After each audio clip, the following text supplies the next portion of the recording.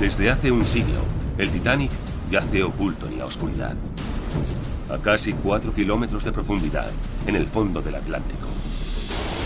Pero ahora, una nueva investigación está a punto de drenar el océano, abrir el desagüe del Atlántico y desvelar los restos del naufragio.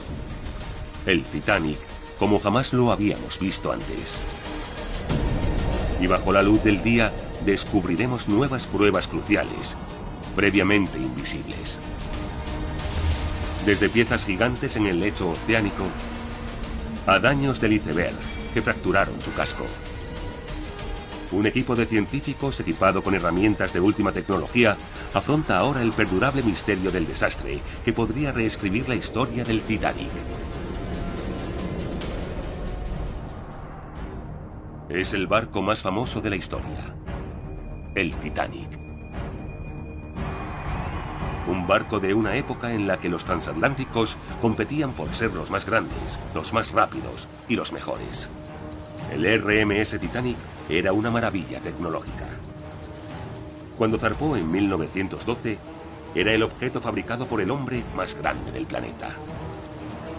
Un barco insumergible.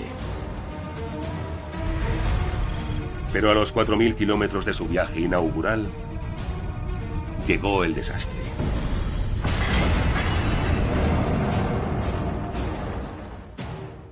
...1.500 personas, entre pasajeros y tripulación, se vieron arrastrados a las heladas profundidades. Más de un siglo después, seguimos sin saber exactamente qué pasó aquella noche, cómo se hundió y se rompió. Cientos de pasajeros y miembros de la tripulación fueron testigos de la tragedia y vivieron para contarlo. A pesar de eso, aún hay incontables preguntas sin respuesta. Tenemos muchísima información histórica, pero hay un montón de prejuicios en esos relatos históricos. Incluso los testigos del hundimiento del Titanic tienen muchísimas percepciones distintas de cómo tuvo lugar el hundimiento. Así que el mejor modo de desenmarañar algunas de esas cuestiones es utilizando la ciencia. Unos exploradores descubrieron por primera vez el pecio del Titanic en septiembre de 1985.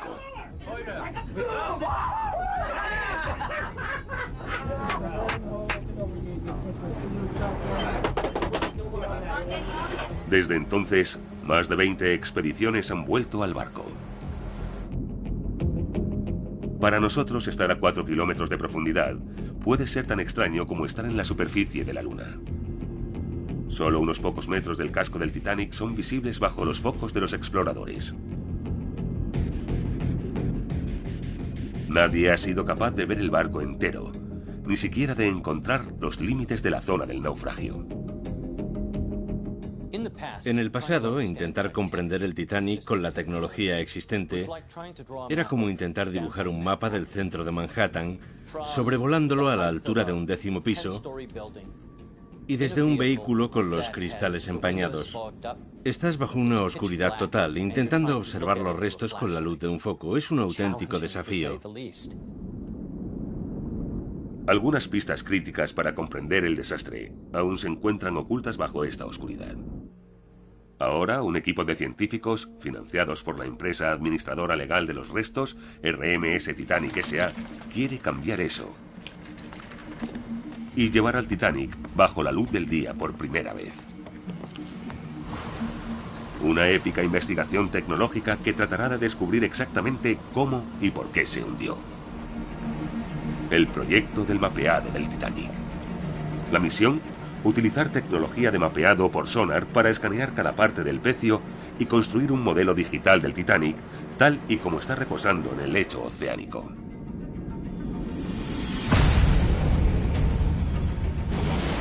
Sus datos nos permitirán eliminar el mar de forma virtual, apartar miles de billones de litros del océano Atlántico y, a 4 kilómetros de profundidad, revelar el insumergible Titanic, dejándolo seco en el lecho marino. Verano de 2010. Comienza el proyecto. Una expedición parte en busca de los restos. A bordo está Jim Delgado, uno de los mejores arqueólogos marinos de los Estados Unidos. La expedición al Titanic de 2010 estaba considerada como una oportunidad de mapear completa y sistemáticamente toda la zona. Pero escanear el lecho oceánico no resulta fácil. Unos vehículos submarinos autónomos, conocidos como AUV, tienen que descender 3.600 metros de profundidad. Trabajar en el Titanic es todo un reto. Es peligroso. Es un lugar muy peligroso. Los investigadores programan los AUV para recorrer los restos a una distancia de 10 metros. Luego, los drones submarinos emitirán señales que medirán las variaciones en altura hasta el más mínimo detalle. Recorrerán los restos y el lecho marino como si estuvieran segando un gigantesco césped. En cada pasada se escanea una franja de 50 metros, recopilando millones de datos. Después, el equipo despliega un ROV, un submarino por control remoto con cable, para capturar miles de imágenes digitales de cada parte del pecio. Cada lote de datos podría significar un gran progreso. Todos los días esos vehículos volvían con nueva información sobre lo que había en el lecho marino. Pero a los 3 días de comenzar el proyecto, las condiciones dieron repentinamente un giro a peor. Se predijo la llegada de un huracán directamente hacia la zona del naufragio. Al producirse tan poco después de haber comenzado el proyecto, esto era poco menos que un desastre. No tenían elección, había que recoger todo el material y regresar a puerto. El principal responsable de la expedición conjunta, Dave Gallo, se encontraba en la sala de control observando las imágenes en directo cuando percibió que algo no había salido bien. Se veía la cuerda del robot que estaba bien atada alrededor del casco del Titanic. Así que estábamos anclados a él. Estábamos atrapados. Fue horrible. Gallo tenía un terrible dilema. Una opción era tirar con toda la fuerza posible y esperar que sucediera lo mejor, lo que significaba arrancar un fragmento del casco del barco, y eso no estaba nada bien. La otra opción era cortar el cable, lo que pondría fin a la expedición, ya que el submarino quedaría atado al Titanic a varios kilómetros de profundidad. Con millones de dólares de tecnología en juego, el equipo realizó un último intento de liberar el cable utilizando el brazo robótico del ROV. Quedaba media hora para que las cosas se pusieran realmente difíciles, pero finalmente lo solucionaron. Pude ver en tiempo real cómo esos cables se soltaban del barco, entonces fuimos capaces de ir a refugiarnos. En cuanto pasó la tormenta, volvieron a la zona a recopilar datos, muchos más datos. En total, 160 horas de vídeo, 37 terabytes de datos. Pero repasar toda esa información requiere mucho tiempo. A lo largo de las siguientes semanas, varios grupos de ordenadores procesaban los datos básicos, convirtiendo los millones de puntos del sonar en una compleja maqueta del barco. Recuerdo que estábamos todos sentados alrededor del ordenador mientras creábamos el primer modelo en 3D y viendo la popa y la proa del barco con tanto detalle. Estábamos todos pegados a la pantalla. Ver el barco por primera vez fue algo increíble. Al mismo tiempo, el experto en visualización, Bill Lang, comenzó a juntar miles de imágenes individuales del naufragio. Una tarea que él y su equipo del Centro Oceanográfico de Woods Hole tardaron 6 meses en completar. Fue un proceso largo y tedioso. Teníamos más de 200 mosaicos para interpretar la zona y llevar a cabo un futuro trabajo arqueológico. Estas imágenes en ultra alta definición, junto con el escaneado en 3D, podrían proporcionarnos una nueva visión del Titanic. Un barco que lleva más de un siglo oculto entre la oscuridad.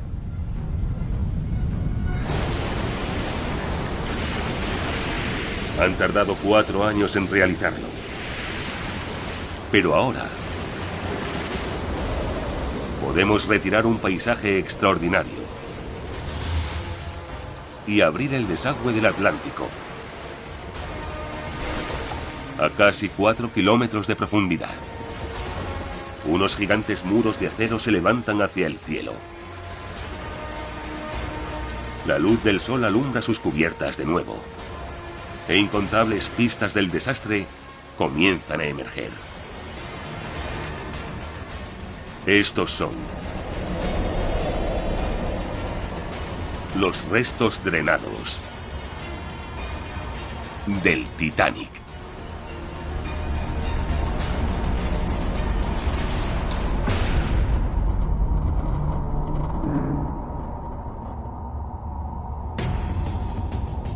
Hemos drenado el Titanic y por primera vez podemos ver el pecio por completo, en detalle, como nunca antes se había visto.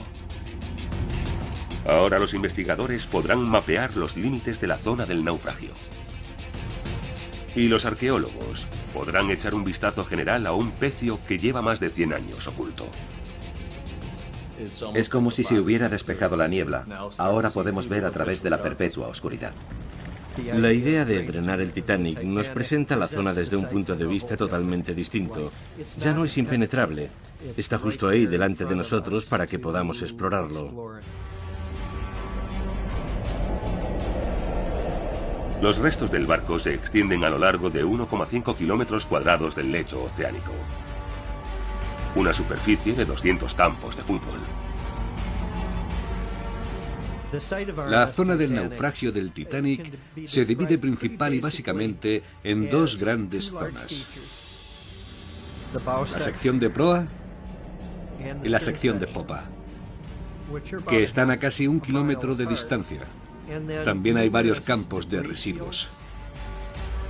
En total hay 5 zonas de residuos, cada una repleta de fragmentos del barco y objetos que se salieron de él al hundirse. Las sorprendentes vistas que nos enseña el nuevo modelado han devuelto la vida al Titanic. Al quitar todo el agua, su historia queda revelada a simple vista. La gente cree que la ciencia está por encima de las emociones, pero cuando tienes delante la cubierta de un barco donde tantas personas se despidieron por última vez, es algo a tener en cuenta. Las barandillas, donde aquella gélida noche unos padres abrazaban a sus hijos y los enviaban a los botes salvavidas, mientras se inclinaban para ver a sus seres queridos. Los ojos de buey, donde los pasajeros atrapados bajo cubierta vieron el cielo estrellado por última vez a medida que el barco se hundía bajo las olas. El mástil de la cofa del vigía, donde la voz de Frederick Fleet rompió el silencio de la noche cuando vio por primera vez el amenazante iceberg.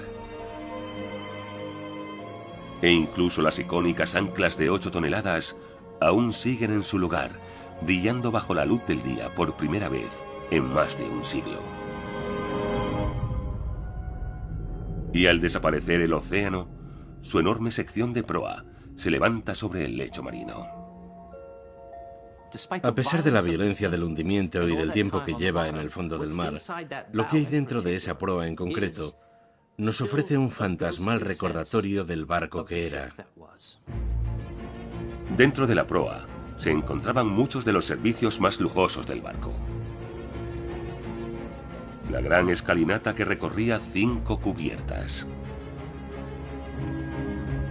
La piscina climatizada, reservada únicamente para los pasajeros de primera clase. Y un moderno gimnasio situado justo sobre la cubierta superior del barco. El modelo revela lo intacta que está esta sección del barco. Incrustado en el lecho oceánico, casi perfectamente erguido, el fantasmal casco del Titanic parece estar navegando por el lecho marino, y su proa parece ir abriendo el barro como si fuera agua. Es precisamente ese barro el que proporciona más pistas a los investigadores para comprender cómo el barco se estrelló contra el fondo. Para un análisis más profundo, los científicos escudriñan la proa en el vídeo de la expedición.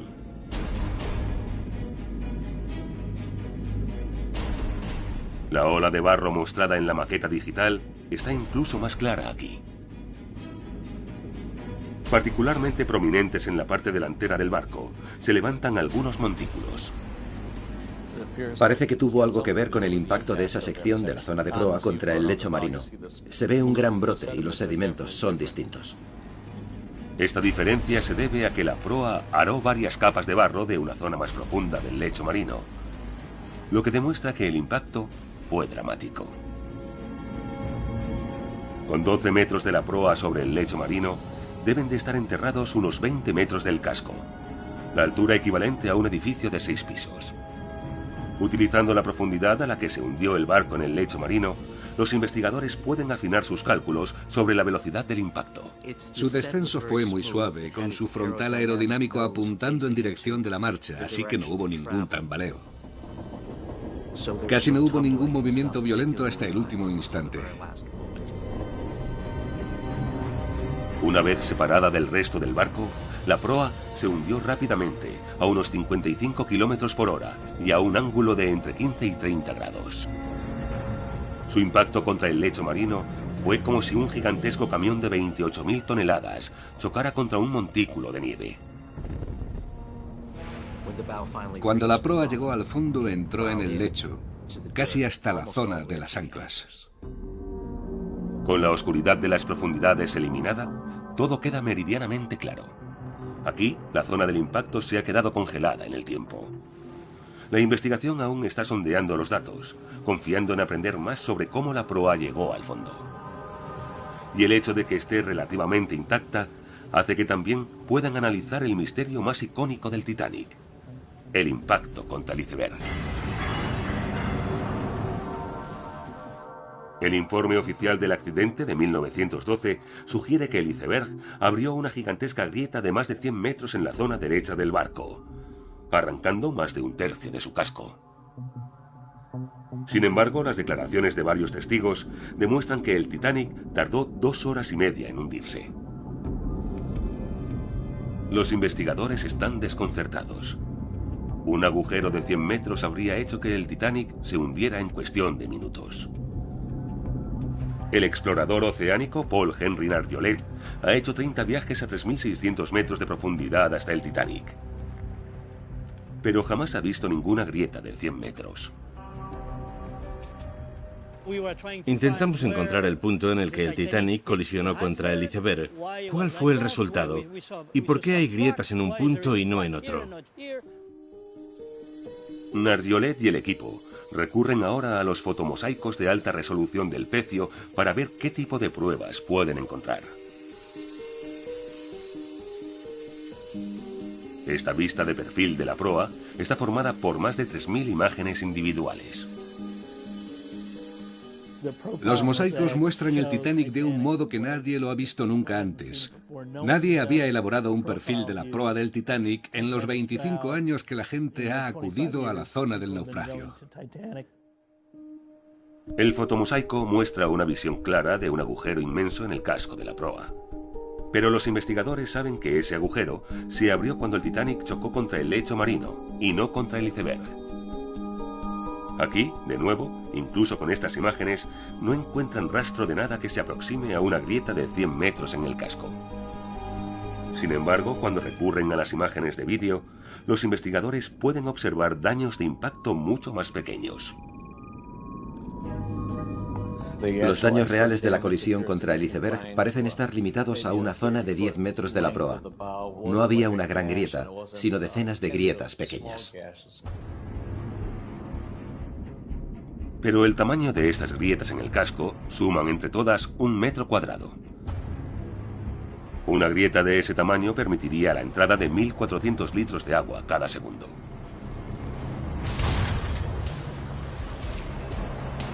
Y cuando analizaron la rapidez con la que esa cantidad de agua habría hundido el Titanic, el resultado fue de 2 horas y media. Exactamente el tiempo que tardó en hundirse.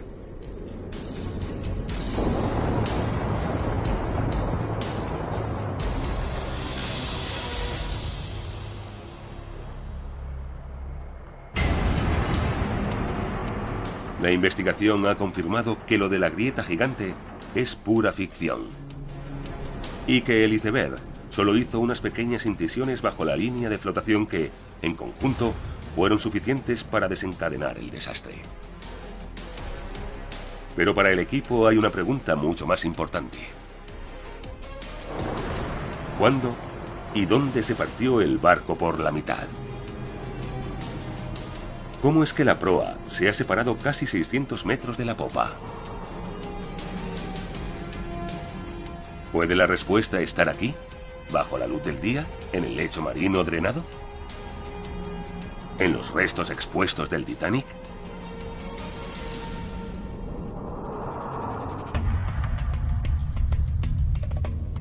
Hemos retirado el océano Atlántico.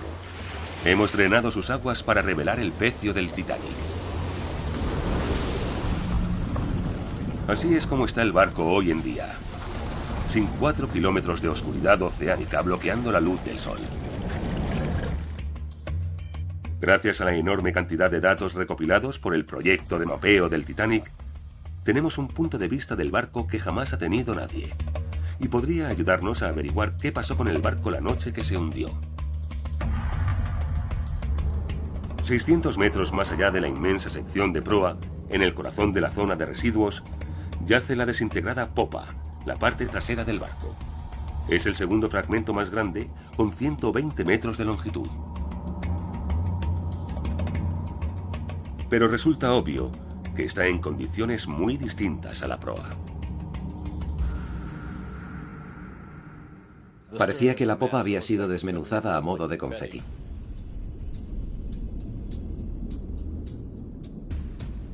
La popa está destrozada. Algunos de los inmensos componentes de metal de la popa siguen intactos, con los motores de 12 metros de longitud, cada uno del tamaño de una casa grande. Atrás del todo aún tenemos el inmenso timón de 100 toneladas y los propulsores de bronce de 8 metros. La popa también contiene los sistemas de control del barco y los ejes de transmisión. Un equipo pesado. Pero nuestra detallada maqueta además muestra que la cubierta se está hundiendo como si estuviera aplastada. Las pesadas vigas de acero se retorcieron como si estuvieran hechas de paja. Resulta difícil saber qué es lo que estás mirando. Parecen inmensas piezas de metal en el lecho marino, pero no es fácil pensar que pertenecen a un barco. ¿Pero por qué está en tan malas condiciones? Para los investigadores es difícil justificar esto. Nos resulta muy complicado interpretar la sección de popa, ya que está totalmente destrozada. Pero la investigación revela una pista importante, algo que podría desentrañar la violenta historia de la popa.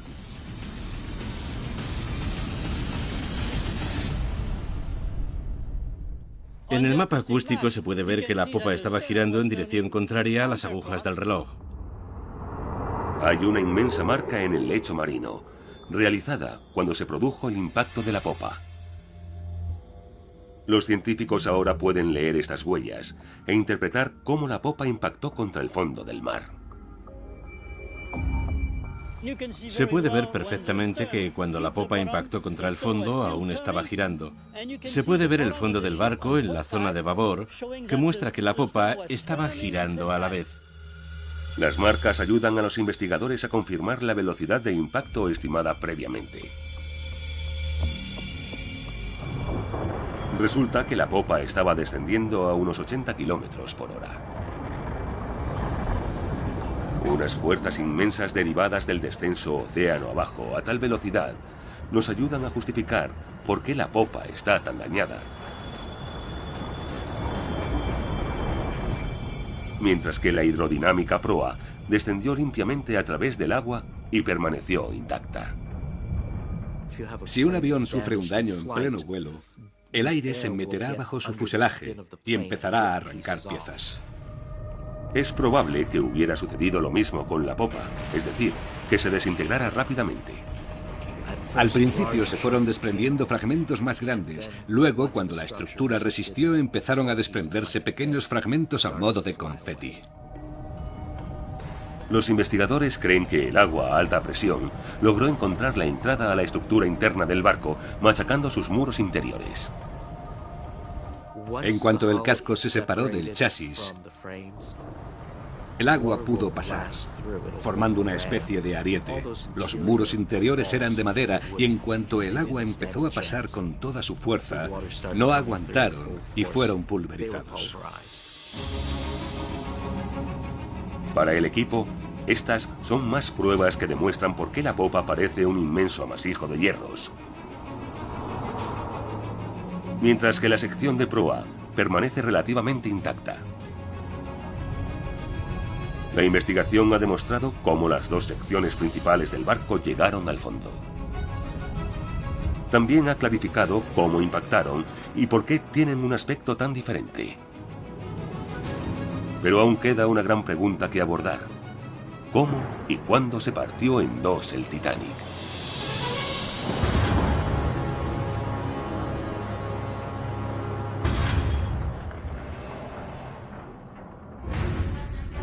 Con tecnología de última generación, hemos drenado las profundidades del Océano Atlántico. Y hemos expuesto el lugar de descanso del Titanic. Tras 100 años de oscuridad, sus cubiertas vuelven a disfrutar de la luz del sol. Entre la proa y la popa, un inmenso campo de residuos se extiende a lo largo de cientos de metros. Para los investigadores, es una visión que jamás habían contemplado antes. Cada fragmento es una posible pista que ayude a resolver el misterio de cómo y cuándo se rompió el Titanic. Durante años, la teoría predominante es que se partió en dos y se separó en la superficie. A medida que el barco se inclinaba, levantando la popa en el aire, su propio peso aumentó en exceso y el barco se partió por la mitad.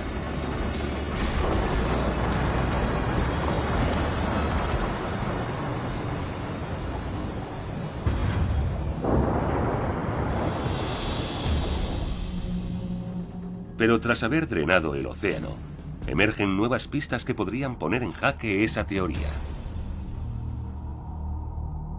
Observando el patrón en el que se cayeron los residuos al lecho oceánico, los investigadores pueden averiguar cómo se separaron del barco. Y utilizarán este registro forense para hacer una imagen exacta de cómo y cuándo se rompió el barco. Pero conseguir la respuesta requerirá de un gran esfuerzo. El equipo debe escanear todos los datos recién recopilados para identificar y etiquetar la posición de la mayor cantidad posible de objetos y construir un inmenso mapa digital de los artefactos del fondo marino.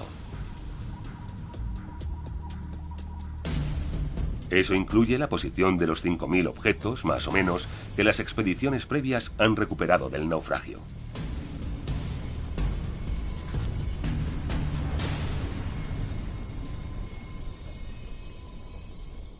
Es un catálogo de tesoros, estatuas de las escalinatas del barco, lámparas de araña que colgaron de la sala de fumadores de primera clase y la más fina vajilla del mejor restaurante del barco. Incluso tenemos una de las campanas de bronce del Titanic y fragmentos de equipo náutico del puente de acoplamiento. Cada valioso objeto supone un dato importantísimo que podría ayudar a reescribir la historia de cómo se rompió el barco. Los patrones que emergen del remapeado de la zona no encajan con ninguna de las teorías tradicionales que había antes. Tardarán años en completar el trabajo. Hay tazas de café, platos, fragmentos de lámparas de araña, bancos de cubierta. Está lleno de objetos del barco, pero también de objetos personales. Cada punto en el mapa cuenta también su propia historia. Un punto de partida que revela un detalle de una vida humana. Eran personas normales que tenían una vida, con gente que las quería. Familias que se quedaron impactadas por lo ocurrido aquella noche. Algunos objetos son muy personales. Delicadas joyas que en algún momento lucieron en el cuello de una mujer de la alta sociedad. O frascos de perfume con sus valiosos líquidos aún en su interior.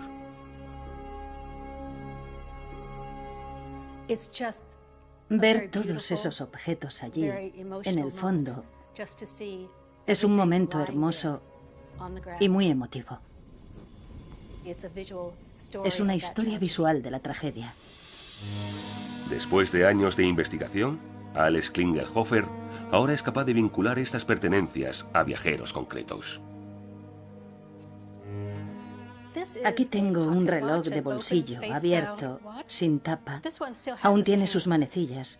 Probablemente se paró cuando se sumergió en el agua. El reloj provino de este punto del campo de residuos, a 337 metros al sudeste de la popa. Pertenecía a Thomas William Solomon Brown. Era un hotelero de Sudáfrica y se dirigía con su familia a empezar una nueva vida en el oeste de los Estados Unidos. Él no sobrevivió. Sin embargo, su mujer y su hija Edith sí.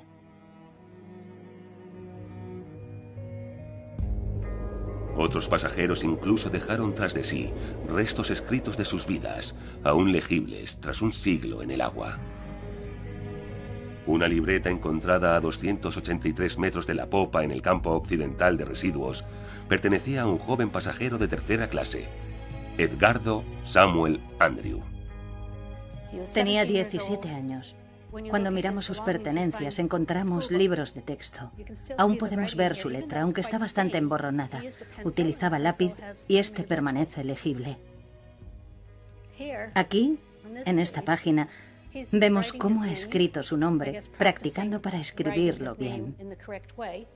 Entonces, deducimos que este joven viajaba solo en tercera clase hacia América. Edgardo esperaba ganarse mejor la vida, como muchísimos otros inmigrantes que viajaban al Nuevo Mundo. Por desgracia, Edgardo no sobrevivió al viaje. Por eso este es un objeto tan desgarrador. Son sus últimas anotaciones. Acabó en el colegio y metió sus libros de texto en su maleta y se dirigió a América. Eso fue lo último que se supo de él. Hay muchos objetos más que el equipo espera examinar, algunos con el potencial de descubrir el rostro humano de la tragedia. A menudo la historia devora a la gente normal.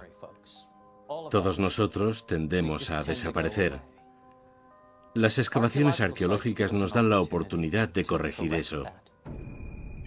La investigación ha definido este lugar fantasmal como excavación arqueológica.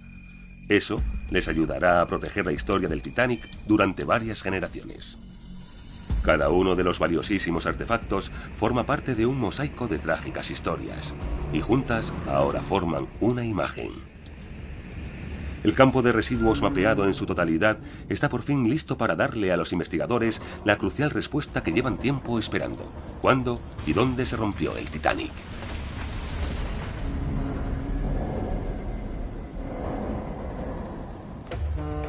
En las 2 horas y media que tardó en hundirse, más de 700 personas lograron salir del barco y subirse a los botes salvavidas. Cientos de estos supervivientes presenciaron el hundimiento. Aún así, siempre se ha discrepado sobre cómo y cuándo se rompió el barco. Existen diferentes teorías y argumentos sobre cómo sucedieron las cosas cuando el barco se partió en dos.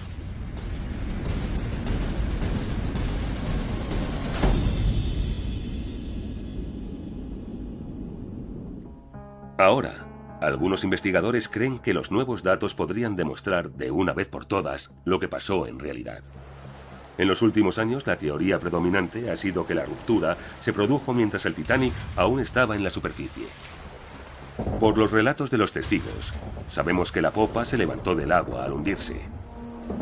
Algunos expertos han argumentado que esto provocó una gran tensión en la estructura, partiendo el barco en dos.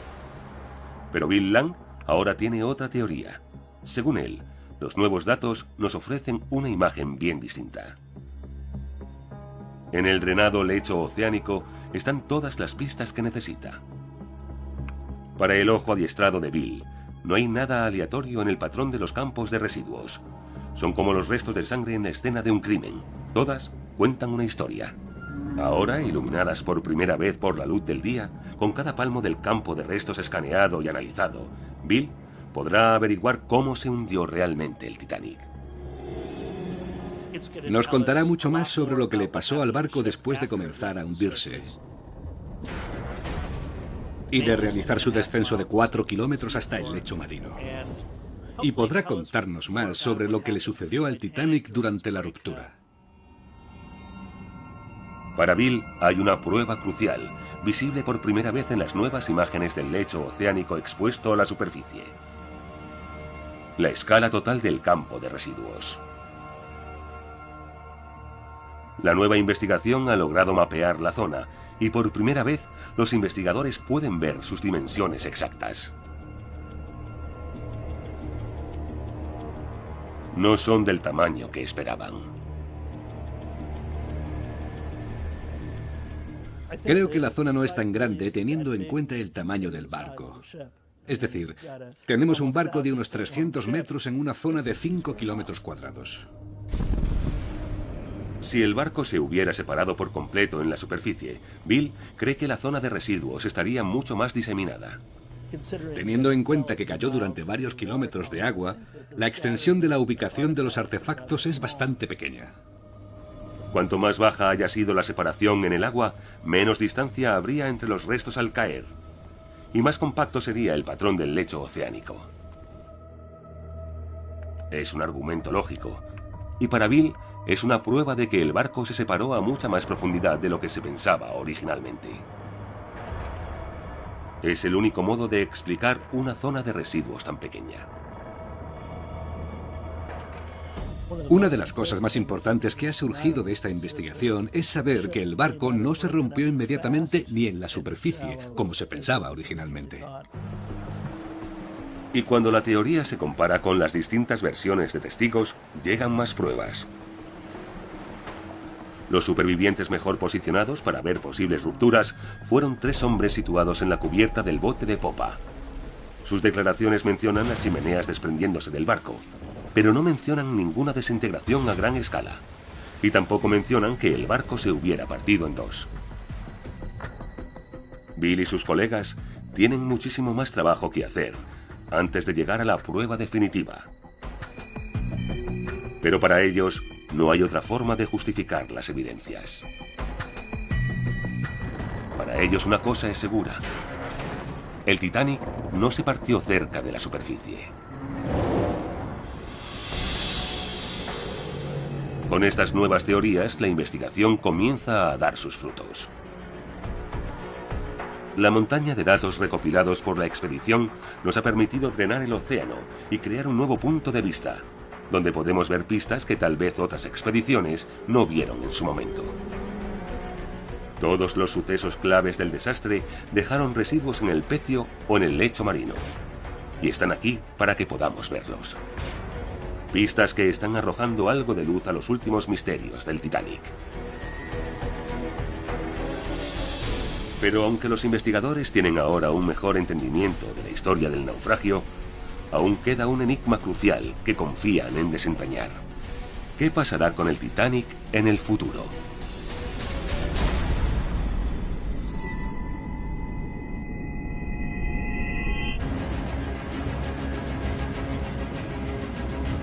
Este es el Titanic tal y como está hoy en día, tras un siglo de descomposición en las profundidades oceánicas. En los últimos 30 años, desde que fue encontrado, nadie ha sido capaz de verlo así. A medida que los investigadores estudian la maqueta, los datos de la expedición y los vídeos, se vuelve cada vez más claro que, mes tras mes, año tras año, el barco está desapareciendo. Y está ocurriendo más rápido de lo que esperaban algunos expertos. Incluso las secciones más robustas del pecio están también bajo amenaza. A primera vista, la pieza más grande, la proa, parece estar en buen estado, pero al acercarnos, la historia es bien distinta. Paul Henry Nardiolette lleva 3 décadas acudiendo a la zona y se ha percatado de un gran cambio con el paso del tiempo. La distancia entre la cubierta A y la B era de 3 metros. Ahora es de 1 o 2 metros. Y paso a paso, el deterioro irá reduciendo esa distancia. Pronto todas las cubiertas se sobrepondrán una sobre otra y todo el interior se perderá para siempre. Los investigadores quieren saber por qué se está deteriorando tan rápido. A estas profundidades hay muy poco oxígeno en el agua, por lo que el metal debería oxidarse muy despacio. Aún así, en las grabaciones realizadas por la expedición, se puede ver claramente que al barco le han ido saliendo unas extrañas formaciones que parecen ser fragmentos oxidados. Tienen forma de estalactitas o carámbanos. Me quedé sorprendida viendo sus tamaños, sus colores. Parecen ser de color naranja o marrón, pero al acercarte también ves que los hay de color verde, violeta, rojo y amarillo, de todos los colores del arco iris. En el laboratorio han analizado algunas de esas estalactitas con placas de rayos X. Lo que encontraron dentro no es lo que cabría esperar. No es óxido normal y corriente. La estructura interior de esta carcasa de aspecto duro es extremadamente frágil. Están llenas de millones de conductos, túneles y un montón de cavidades. Y en ellas hay almacenados todo tipo de nutrientes. Para los microbiólogos del equipo todo está muy claro. Los carámbanos están formados por organismos vivos. Al hacer más pruebas, no les queda ninguna duda de lo que son esos organismos. Bacterias. Encontramos 5 comunidades distintas de bacterias viviendo en el interior de cada carámbano y luego hay otra comunidad viviendo en el exterior, lo que convierte a esas bacterias en una bestia bastante compleja. Los microbiólogos creen que han llegado allí desde el lecho marino o a través de corrientes oceánicas, pero ¿de qué se alimentan? Cuando se comienzan a formar, partimos de una superficie de acero. Las células llegan a esa superficie, forman una masa viscosa a medida que crece y comienza a devorar primero el fósforo y luego el hierro. Entonces la masa cambia, pasa de ser suave y viscosa a convertirse en una sustancia rica en hierro. Han averiguado que algunas de esas bacterias son anaeróbicas, formas de vida que no necesitan oxígeno para sobrevivir. En su lugar, para conseguir energía extraen hierro y minerales de los restos del barco. Como un banco de pirañas microscópicas, billones de individuos están devorando el pecio.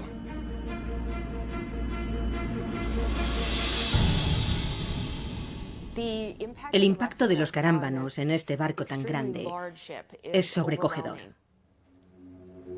Estudiando estas pequeñas criaturas, los microbiólogos ahora pueden elaborar un marco temporal para la destrucción final del Titanic. Si volviéramos en 500 años, el Titanic tendría el mismo aspecto en la sección de proa que tiene ahora en cuanto a la sección del casco. Aún parecería un barco bastante bien formado. Sin embargo, cabría esperar un deterioro desde la zona trasera hacia adelante. Por lo tanto, una gran parte del paseo y de la cubierta superior se habría desmoronado. Si volviéramos a visitarlo en 1000 años, creo que el Titanic no tendría el magnífico tamaño que tiene hoy en día.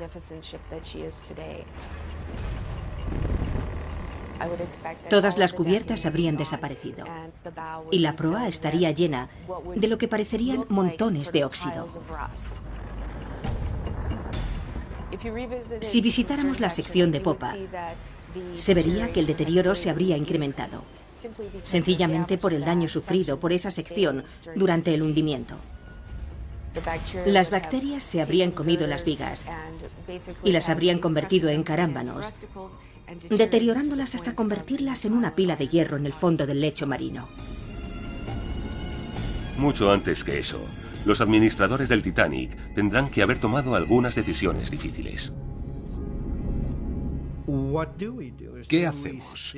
¿Nos quedamos quietos y permitimos que la sección de proa se colapse sobre sí misma?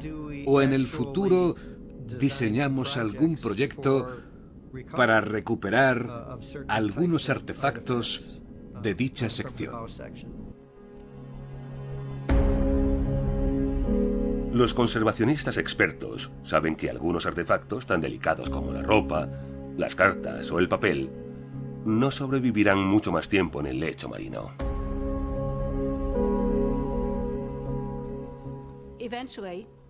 Con el tiempo, esos artefactos acabarán deteriorándose y ya no serán visibles como objetos.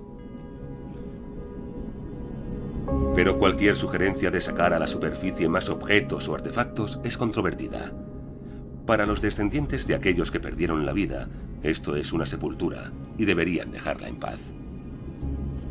Al principio, Dave Gallo estaba de acuerdo, pero desde que esos objetos han sido expuestos, está cada vez menos seguro. Fuimos a ver la exposición del Titanic y nos dimos cuenta de que tener esos objetos suponía una poderosa forma de contar la historia. Y era algo fantástico para enseñárselo a la gente. Para mí, los objetos son la memoria histórica del barco. Podemos dejarlo todo en el fondo del océano, pero se perderá. Por mucho que se deteriore el Titanic, una cosa es segura. Gracias a la nueva ciencia, una gran parte del barco ya no se perderá jamás. Los límites de la zona se han definido por primera vez para que pueda protegerse su arqueología. Cada milímetro del naufragio del interior del perímetro ha sido escaneado y analizado. Cada artefacto conocido se ha registrado, mapeado y capturado en este mundo digital duplicado, que jamás se erosionará. Congelados en el tiempo, ahora podemos ver y estudiar los restos como nunca antes se había hecho. Bajo la luz del día, los exploradores de hoy y del futuro podrán continuar con su investigación. Aquí, en el lecho oceánico drenado, donde descansa el Titanic.